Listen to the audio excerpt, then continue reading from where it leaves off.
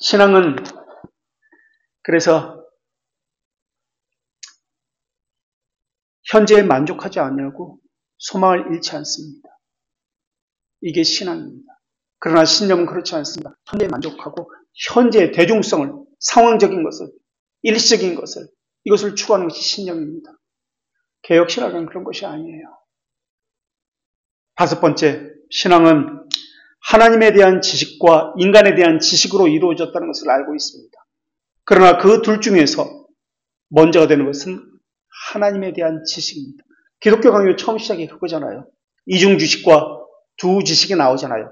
이중주식이 무엇입니까? 먼저 두지식부터 나오는데 두지식이 무엇입니까? 뭐예요? 두지식은 기독교 강요 1권에 나와. 1권 1장. 하나님에 대한 지식과 인간에 대한 지식. 이게 두지식이에요. 그럼 이중식은 양면이라는 뜻이잖아요. 이 이중식은 뭐예요? 창조주 하나님에 대한 지식과 구속주 하나님에 대한 지식. 이것으로 우리 신앙이 구성되어 있습니다. 이것부터 시작합니다. 그래서 인간에 대해서 바라보는 것은 하나님 안에서 사람을 바라보는 겁니다. 사람 따로, 하나님 따로가 아니에요. 하나님을 따로 바라보고 사람을 따로 바라보는 거 아니에요. 하나님 안에서 인간을 바라보는 거예요. 하나님 중심으로 인간을 바라보는 거예요. 그럼 인간을 바라볼 때 어떤 것을 바라보나요? 하나님의 형상과 관련시켜서 바라보는 거예요. 하나님의 형상, 거룩과 의로 사람은 지어졌습니다. 이것을 회복하는 것이 중생입니다. 이것을 따라 사는 것이 성화입니다. 그래서 하나님을 위한다고 한다면 무엇이 포함되어 있다? 이 안에 사람을 위한 것이 포함되어 있습니다. 그러나 사람을 위하는 것이 먼저가 아닙니다. 하나님을 위하는 것이 먼저고 이 안에 사람을 위하는 것이 종속되어 있습니다. 이 둘이 충돌을 일으키고 모순을 일으킨다면 무엇이 먼저입니까? 하나님이 우선입니다. 이것이 신앙입니다. 하나님 안에서 참된 만족을 추구했기 때문에 하나님 안에서 사람을 사랑하는 거예요. 그래서 하나님에 대한 지식과 사람에 대한 지식이 함께 이루어진 것이 신앙입니다. 그러나 신념은 그렇지 않습니다. 별개예요. 사람이 먼저예요. 사람에 대한 사랑이 하나님에 대한 사랑이라고 이렇게 거꾸로 이야기해요. 이게 신념이에요. 6번째, 신앙은 자기 추종자를 두지 않습니다. 신념은 반대로 자기 추종자를 둔다고 했습니다. 대중성을 갖기 때문에 추종자를 두어서 수동적인 사람들은 자기의 대리 만족자로서 연예인을 바라보고 아이돌을 바라보는 것처럼 그렇게 생각하는 것이 신념입니다.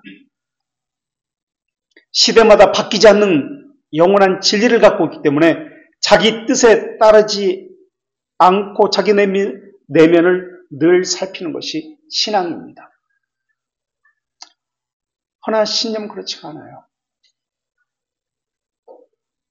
자기 내면을 살피지 않습니다. 대신 자기 내면을 살핀다고 하면서 다른 사람을 살펴요. 이게 신념이에요.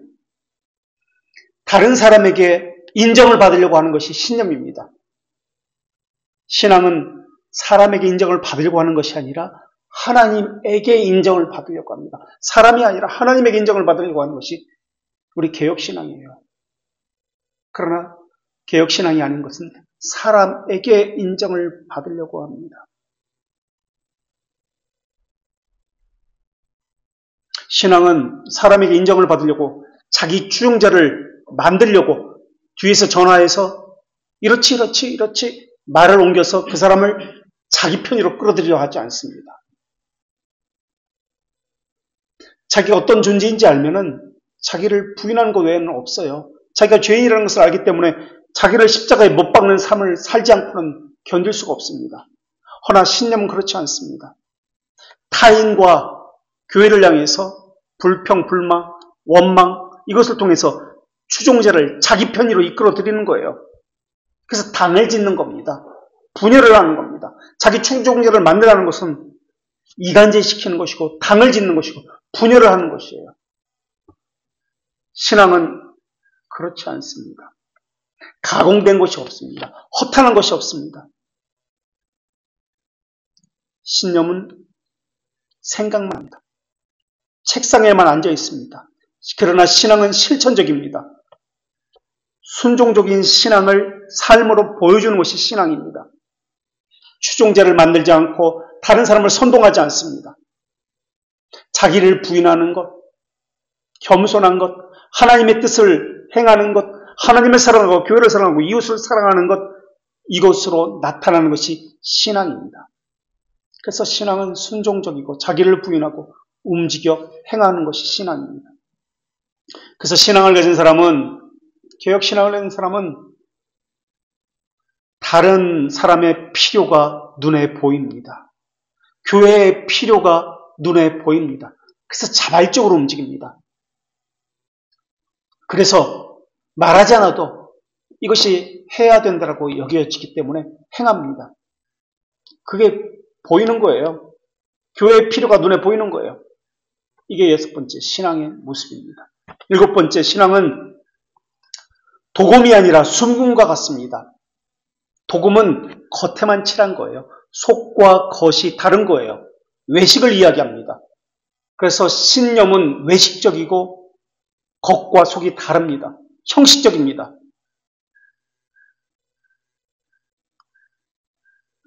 신앙은 그렇지 않습니다. 묵상을 하는 거 보면은, 말씀 묵상하는 거 보면 이 사람의 신앙의 근원이 어디서부터 비롯됐는지 볼 수가 있습니다. 복음은 속의 것은 숨깁니다. 겉의 것만 가지고, 화려함만 가지고 이야기합니다. 그래서 자기 죄를 드러내는 것을 싫어합니다. 일반적인 것을 가지고 이야기해요. 먼저도 이야기했지만 1인칭이 없어요. 나, 자기, 이런 1인칭이 전혀 안 써요. 그래서 교회가 이렇다, 사람들이 이렇게 한다, 자기는 빼고 그렇게 이야기합니다. 3인칭만 있습니다. 그래서 내가 하는 그 묵상에 나라는 주어가 들어가고 있는지 살펴봐야 한다고 그렇게 말씀드렸던 거예요. 신앙이 아니에요. 그게 없으면. 신념을 가지고 신앙이라고 착각하는 사람입니다. 그래서 신앙은 겉과 속이 다르지 않습니다. 그러나 신념은 겉과 속이 다릅니다. 형식적입니다. 율법적입니다. 이 겉과 속이 다르지만은 아주 율법적이기 때문에 철저히 숙제는 행하고 외식적으로 행할 수는 있습니다. 그러나 자기 마음을 기쁘게 하는 설교는 좋아하지만은 자기를 책망하는 설교는 싫어합니다. 도금이 때문에 그렇습니다. 도금. 그래서 이 신념을 가지고 신앙하는 사람은 교회 분위기, 시설, 조건, 목사의 이름과 명성을 찾습니다. 그래서 신념을 가지고 신앙생활을 합니다. 이런 이들은 상황이 바뀌면 언제든지 교회를 떠나갑니다. 더 좋은 조건을 가지고 더 나은 환경을 찾아서 떠나갑니다. 순금은 구하기도 쉽지 않고 또한 비쌉니다. 복음 진리는 좁은 길이지 많은 대중들이 찾는 길이 아닙니다. 그 길은 진리의 구원과 영생이 있는 길이 진리의 길입니다. 진리의 길은 좁은 길입니다. 쉽게 찾지 못합니다. 쉽게 얻는 길이 아닙니다. 순금과 같은 것입니다. 그래서 비싸고 고귀한 길이지만 사람들이 찾지 못하는 길입니다. 숨겨져 있습니다. 그러나 도금된 것은 환경이 바뀌면, 상황이 바뀌면, 기회가 생기면 언제든지 자기의 본색을 드러내서 그동안 숨겼던 도금이라는 것을 드러냅니다. 원래 불신자입니다. 이 사람은 신념으로 신앙생활하는 사람이에요. 이 숨겨졌던 도금이 드러내 보입니다. 그리고 변명을 합니다. 속았다 라고 말입니다. 자기 자리로 돌아가면서 독을 내품습니다. 분노를 쏟아냅니다. 그리고 사람 탓, 환경 탓을 합니다. 환경이 바뀌어도 진리는 변하지 않습니다. 늘 하나님의 중심으로 하나님의 뜻이 무엇일까 생각하는 것이 진리입니다. 도금은 다른 사람들한테는 자기가 순금처럼 보이길 원합니다. 그래서 순금처럼 보이기 위해서 겉으로는 아주 열심일 수 있습니다. 그러나 겉으로 보이는 것으로는 이 사람이 참된 신자인지 거짓된 신자인지 구별이 안 됩니다. 그래서 내면을 살피는 것을 보면은 알 수가 있습니다. 그래서 묵상이라는 것은 엄청난 훈련입니다. 너무나 중요한 훈련이에요. 자신의 내면을 살피는 훈련이기 때문에 그렇습니다. 이 사람이 철학적 신념을 가지고 있는지 바른 신앙을 가지고 있는지 살피는 도구이기 때문에 그렇습니다. 물론 묵상을 가지고도 도금을 이야기하는 사람도 많이 있습니다만 어쨌든 이렇듯 신념과 신앙은 겉으로는 모르고 그 안에 무엇이 있는지를 살펴봄으로써 알 수 있는 것입니다. 그래서 결과만 가지고 이야기할 수도 없습니다. 또 겉모습으로 치장하기 때문에 신념과 신앙은 겉으로 볼 때는 비슷해 보입니다. 동일하게 보입니다. 그래서 겉으로 볼 때는 몰라요. 신념은 주의와 같은 것입니다. 주의. 주의는 이즘이라고 합니다. ISM. 무슨 주의라고 할 때. 주의는 이즘은 철학을 바탕으로 합니다. 이게 신념이에요. 우리 철학적 신념과 신앙적 철학, 이것은 다르다고 금요 공부 시간에 배웠습니다. 신념은 철학으로 바탕으로 성경을 바라보는 것이에요.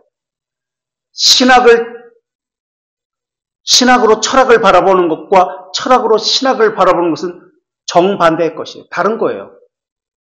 그런데 오늘날 많은 것은 심리학으로 철학을 바라보고 상담학으로 미술로 예술로 성경을 바라보고 좀 이렇게 합니다. 성경 구조를 이용합니다. 자기가 가진 이것을 옳다고 주장하기 위해서 성경을 가지고 인용을 합니다. 이것은 전제가 잘못된 것이에요. 그래서 철학으로 성경을 바라보는 것, 이것이 이즘입니다. 그래서 철학적 신학과 신학적 철학은 엄청난 차이가 있다. 신학을 바탕으로 철학을 보는 것과 철학을 근본 전제로 해서 성경을 보는 것 사이에 엄청난 차이가 있다. 출발이 다른 것이다라고 했습니다. 우리는 성경 전제주의를 가지고 있습니다. 개혁신학은 성경 전제주의, 하나님 주권 중심주의, 이것이 개혁신학이에요. 신념은 그래서 주의와 이짐과 관련되어 있습니다. 그러나 신앙은 신학과 관련되어 있습니다. 하나님에 대한 지식과 관련되어 있어요. 개혁주의라는 단어를 그래서 우리는 쓰지 않는다라고 얘기했습니다. 개혁주의는 철학을 바탕으로 개혁신학을 바라본다는 뜻이기 때문에 그렇습니다. 그러니까 철학을 전제로 개혁신학을 본다. 전제가 달라요. 개혁주의와 개혁신학은.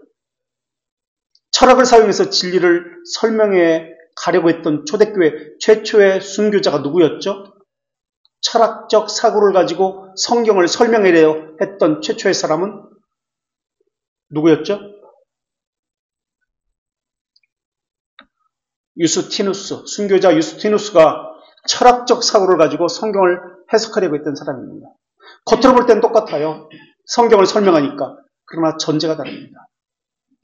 복음과 순금은 다릅니다. 전제가 다릅니다. 철학적 전제로 성경을 설명하는지 성경을 전제로 철학을 설명하는지 이것을 보셔야 됩니다. 겉으로 볼 때 철학을 설명한다. 그래서 모두가 철학이다. 잘못됐다. 라고 해서는 안 돼요. 반대로 성경을 설명하기 때문에 모두가 성경으로 설명한다. 옳다라고 해서도 안 됩니다. 전제가 출발이 무엇이냐 이것에 따라 엄청난 차이가 나타나기 때문에 그 전제를 보아야 합니다. 그래서 신념은 철학자입니다. 성경을 아무리 인용하고 이야기한다 할지라도 철학자이지 신앙인이 아니에요. 성경의 빛으로 문화를 봐야 합니다. 성경의 빛으로 철학을 말해야 합니다. 성경의 빛으로 음악을 말해야 됩니다. 근데 거꾸로 이야기하는 거예요. 철학의 빛으로, 음악의 빛으로, 미술의 빛으로 성경을 바라보는 거예요. 아리스토텔레스 철학을 빛으로 성경을 바라본 그 사상이 무엇인가요? 아리스토텔레스의 철학을 빛으로 성경을 바라본 것. 그것이 스콜라주의예요. 스콜라. 중세 철학. 겉으로 볼 때는 성경을 이야기합니다.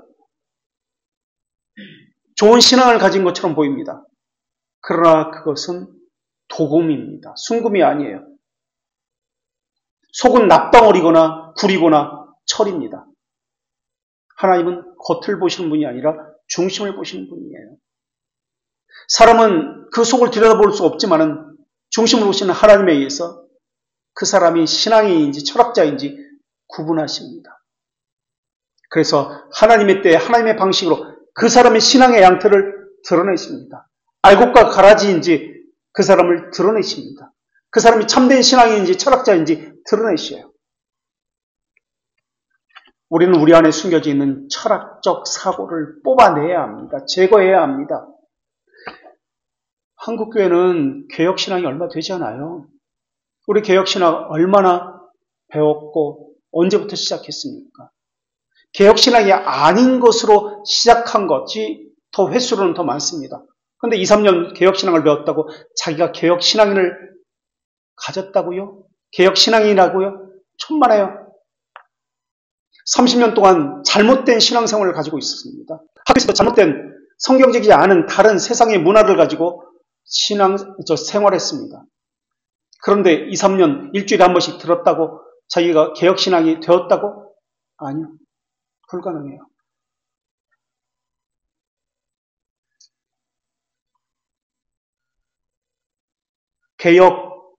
개혁신앙은 학문적인 것을 말할 때 개혁신학이라고 이야기합니다.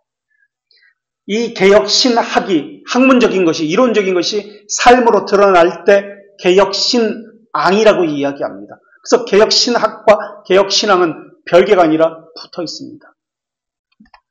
그래서 이론적인 것이 삶으로 드러나야 합니다. 그래서 교리와 신앙은 함께 갑니다. 순종과 교리는 그래서 함께 갑니다. 그래서 우리 삶에 우리가 가지고 있는 하나님에 대한 지식과 인간에 대한 지식이 삶으로 나타날 때 그것이 개혁신앙이라고 이야기합니다. 그래서 개혁신학이 뼈대라면 개혁신앙은 그 뼈대를 감싸고 있는 근육과 같은 겁니다. 그래서 개혁신학은 커리큘럼입니다. 프로그램이 아니에요. 커리큘럼과 프로그램의 차이가 무엇인 줄 아십니까? 개혁신학은 평생 교회에서 배워야 하는 것이 개혁신학입니다. 프로그램은 교회마다 프로그램을 있어요. 커리큘럼이 아니에요. 프로그램은 뭐냐면 1단계 제자훈련, 2단계 제자훈련, 3단계 제자훈련. 1단계 제자훈련 끝난 사람은 더 이상 1단계 안 배워도 돼. 장로 교육을 한번 받은 사람은 장로가 됐기 때문에 더 이상 장로 교육을 안 받아도 돼. 이게 프로그램입니다. 커리큘럼은 무엇입니까? 평생 반복적으로 배우는 거예요. 초대교회에서 배웠으면 중세교회에서 배우고, 중세교회에서 배우면 근현대교회에서 배우고, 근현대교회에서 배우면 다 배웠다. 끝! 한 번 배우고 끝! 아니에요. 다시 초대교회 배우고 이렇게 하는 거예요. 대교리문답 배웠으면 벨지카 배우고, 벨지카 배웠으면 돌트레이트 배우고, 웨스트민스터 배우고, 하이델베르크 배우고, 이게 평생 반복되는 거예요. 한 번 했기 때문에 난 하이델베르크 끝났다, 배웠다. 이거 아니에요. 그래서 개혁교회는 프로그램을 가지고 하지 않습니다. 커리큘럼을 가지고 합니다. 늘 반복적이고. 우리는 솔직히 개혁신앙인가요? 개혁신앙의 우리 기준, 삶의 표준, 기준서가 무엇입니까? 웨스트민스터 신앙고백서인데 처음부터 끝까지 배워본 적 있습니까? 한 번이라도? 없어요. 근데 무슨 개혁신학이야? 한 번도 배우지 못한 사람이 처음부터 끝까지. 이거 평생 배워야 돼요. 그리고 나서 개혁신앙이 무엇인지를 이야기해야죠. 삶의 적용까지 가야 돼요. 그것이 개혁신앙, 개혁신학과 개혁신앙입니다. 이게 개혁교회예요.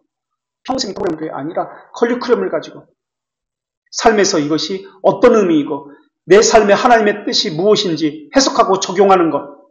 이게 개혁신학이에요. 성경을 살피면서 교리의 틀로 적용하는 삶을 사는 것. 이게 개혁신앙이에요. 그래서 학습이라는 것은 세례받기 전에 학습, 세례교인이 있는데 학습교인이 있는데 평생에 나는 배울 수 있습니다. 배우겠습니다. 라는 뜻이 학습교인이에요. 세례받았다고 끝나는 것이 아니에요. 평생에 배우는 자예요. 커리큘럼을 배우는 자예요. 그래서 학습자는 성경 해석에 자기가 배운 교리를 적용해서 자기 삶에 해석된 것이 나타나는 것이 세례받기 전에 학습교육이에요. 이게 개혁신학입니다. 그런데 사람들은 배우는 것 따로, 순종 따로, 행하는 것 따로입니다. 이것이 철학이에요. 이것이 신념이에요. 한국교회는 이 신념으로 신앙생활을 한다고 착각하고 있습니다. 개혁교회가 신념을 가지고 철학을 가지고 신학을 하고 있다, 개혁교회 다니고 있다라고 착각하고 있어요. 아니에요. 개혁신앙은 그런 것이 아니에요. 개혁신학 전체가 자신의 삶에 총체적으로 담겨 있는 것, 이게 개혁신앙입니다. 믿음은 지성으로부터 출발하지만 의지로 나타납니다. 중생은 의지의 전환입니다. 의지는 행동의 주체입니다. 비밀적 중생으로 순종하고 행하는 의지가 나타난다는 뜻입니다. 하나님의 거룩과 의가 내게서 나타나지 않는데 이것이 신앙인이라고요? 아닙니다. 심정에 새겨져서 순종에 나타나지 않는데 성령의 역사라고요? 아닙니다. 성령의 역사는 순종하는 의지를 갖게 합니다. 하나님의 말씀에 거룩과 의를 추구하게 만듭니다. 순종을 다른 말로 성령 충만이라고 합니다. 하나님 말씀에 순종하는 것, 이것을 성령 충만이라고 하지, 기름처럼 무엇이 탱크에 가득 찼다, 무언가 기분이 좋다, 감정이 충만하다, 그런 개념이 성령 충만이 아니에요. 성령 충만을 다른 말로 순종입니다. 순종. 그래서 우리는 칭의를 다른 말로 한 단어로 하이델베르크에서 칼빈도 그렇게 이야기하지만 순종의 전가다라고 이야기합니다.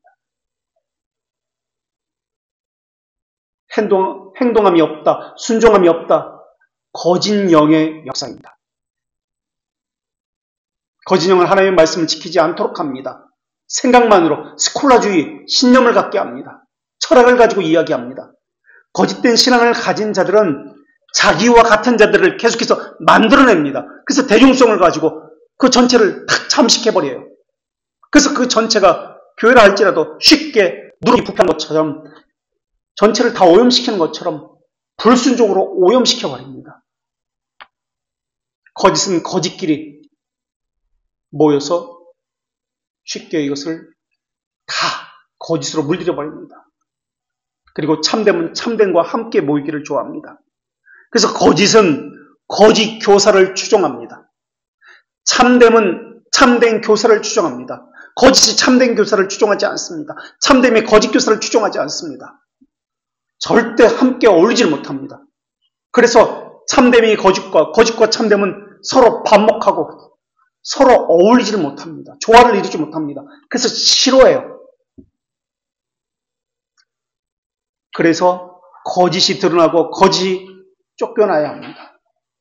이것이 참됨과 성령의 역사입니다.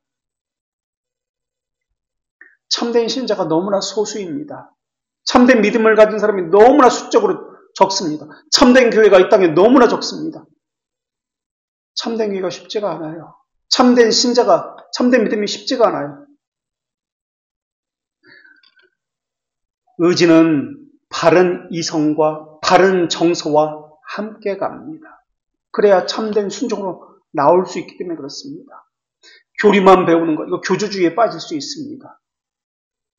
성령의 역사는 그것이 아니에요. 교조주의에 빠지는 것이 아니에요. 이성으로만 교리를 배우기 때문에 교조주의에 빠지고 교만하게 만듭니다. 이것은 개혁신앙이 아닙니다. 신학자 개개인의 견해를 교리라고도 말하지 않습니다. 그것을 조직신학이라고 이야기해요. 교회의 고백이 우리 신앙 고백입니다. 조직신학과 우리 신앙 고백사의 차이가 무엇이냐면, 조직신학은 고백하는 자의 고백의 항목들을 연결시키지 않습니다. 연관성을 따지지 않습니다. 이 말의 의미를 무엇인지 아세요? 우리는 지금 기도를 배우고 있습니다. 기독교 강요. 기도를 배울 때 우리가 기도만 배우나요? 아닙니다. 기도를 이야기할 때 무엇이 함께 있습니까? 믿음의 결과가 무엇입니까?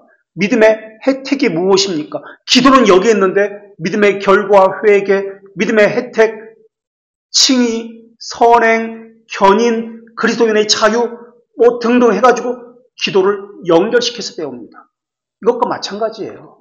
조직신학은 이것이 연결이 안 돼요. 이것만 배웁니다. 이것만 가지고 이야기합니다. 그러나 신앙고백서는 그렇지 않습니다. 함께 갑니다. 연관성을 가지고. 왜? 교리는 삶을 위한 것이기 때문에, 우리의 신앙고백은 삶을 위한 것이기 때문에 이런 측면에서 다양한 측면에서 이것이 설명이 되어지기 때문에 기도만 가지고 이야기하지 않는 거예요. 견인을 이야기하고 선행을 이야기하고 회개를 이야기하고 삶을 이야기하고 다 연결시켜서 기도를 이야기합니다. 웨스트민스터 신앙고백서, 교회의 질서, 이것과 함께 갑니다. 그러니까 웨스트민스터 신앙고백서는 이론이 아니에요. 교회 질서, 예배 모범, 이런 실천적인 것과 함께 가는 것이에요. 그리고 이 고백은 성경에 근거합니다. 삶에 영향을 주어서 삶을 바뀌게 하는 것, 이게 개혁신학이에요. 삶과 무관한 것, 이거 개혁신학 아니에요. 스콜라 철학이에요. 그런데 우리는 어떻게 하고 있습니까? 개혁신학을, 개혁교회를 다닌다고 하면서 삶과 무관하게 깨달았습니다. 무언가 새로운 것을 알았습니다. 그게 전부예요. 순종은 없어요. 삶으로 나타나지 않는 것, 개혁신학 아니에요. 삶의 열매와 증거를 중시하는 것, 찬송의 제사를 드려라, 이것이 온전한 제사니라 라고 하면서 오늘도 읽었잖아요. 히브리서 13장 15절, 16절, 17절. 어떻게 하라, 선을 행하라, 서로 나눠주기를 기뻐하라. 여러분에게 은혜를, 복음 사역을 하는 그 가르치는 자와 좋은 것을 함께 하라. 그들을 근심하게 하지 말고 그들을 기쁘게 함으로 함께 행하라 라고 하는 것, 이게 찬송의 제사예요. 그래서 개혁교회는 실천을 중요합니다. 실천을 이야기할 때 우리 삶에 있어서 다시 이야기합니다. 두 가지 큰 것이 있습니다. 시간 사용, 물질 사용. 그래서 헌법에도, 장로교 헌법에 신자의 의무는 무엇입니까? 물질 사용에 관해서, 시간 사용에 관해서 두 가지 것으로 이야기합니다. 시간 사용은 대표적으로 안식일을 거룩히 지키는 것, 어떻게 지키는지 주의를, 이것을 시간 사용이라고 이야기합니다. 물질 사용은 대표적인 것으로 11조와 헌금 상여에 대해서 신자의 의무다라고 분명히 기록하고 있습니다. 이것은 무엇과 관련되어 있습니까? 자기를 부인하는 삶과 관련되어 있어요. 이것을 칼빈은 세 가지 것으로 이야기합니다. 청지기의 삶, 나그네의 삶, 파수꾼의 삶을 이야기합니다. 이게 청지기의 삶이에요. 나그네의 삶이에요. 내 것이 아니에요. 언제든지 훌훌 다 버리고 떠날 수 있어야 합니다. 하나님이 부르시면. 그게 나그네의 삶, 청지기의 삶, 파수꾼의 삶이에요. 18세기 경건주의는, 우리가 경건주의를 근현대 교회사에서 배우게 됩니다마는 교리를 무시합니다. 루터파가 너무 교리하니까, 17세기, 16세기 루터주의가 너무 교리하니까, 삶을 경시하니까 교리가 중요한 게 아니야, 삶이 중요해 라고 하면서 삶에서 성경 공부하고 기도 생활 열심히 하자, 경건주의가 나타났어요. 삶만 강조하는 것이 경건주의입니다. 교주주의는 교리만 강조합니다. 삶을 무시합니다. 개혁신학은 그런 것이 아닙니다. 교리도 삶도 동일하게 조화를 이루는 것, 하나를 배제하지 않는 것, 함께하는 것, 이게 개혁신학입니다. 여기까지 혹시 질문사항이나 함께 나눌 거 있으세요?